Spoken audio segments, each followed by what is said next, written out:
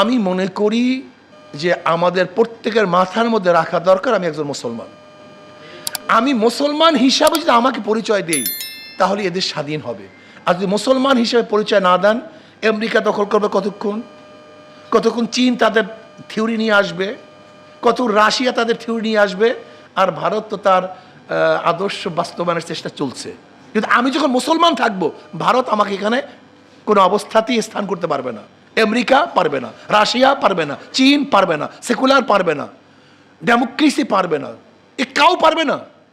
যখনই আপনি মুসলমান থাকবেন না, যখন কাউ স্বামী থাকে তখন ওই তার দিকে কেউ তাকায় না, যখন স্বামীহীন থাকে তখন সবাই তাকাতে চায়। এটা নিয়ম, এটা সমাজের একটা কথা বললাম।